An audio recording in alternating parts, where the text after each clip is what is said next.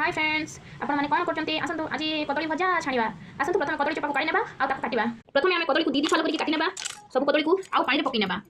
काटी कदली को काटी की पानी रे पकेबा द्वारा कदली कचटा हाथ रे लागीबनी जमा वर्तमान कदली चोपा को काटी नेबा देखन संग माने किपरि भाबे कदली छाली को काटुची देखंतु चोपा गुडा को मो काटी देलेनी एबे आसंतु कदली को काटिबा देखंतु किपरि भाबे काटिबा देखंतु एपरि भाबे काटिबा देखो कदली काटी को पानी रखी नहीं एबे ताको आमे छाणी नेबा पानी रे न रखिले नाली देखा जीवो कदलीटा ए देखो मु छाणी नेलिनी स्वाद अनुसार लुण अल्प हळदी गुंड आ अल्प लंका गुंड नहीं जीवा जेहेतु बिना पियाज रसुण आमे कदली भजा छाणुचे वर्तमान नहीं जीवा अल्प बेसन 2 चमच बेसन नहीं जीवे मु अल्प चावल चुना देबा द्वारा भजा टिके कुरुम कुरुम करिवो वर्तमान अल्प पानी देके चपटी नेबा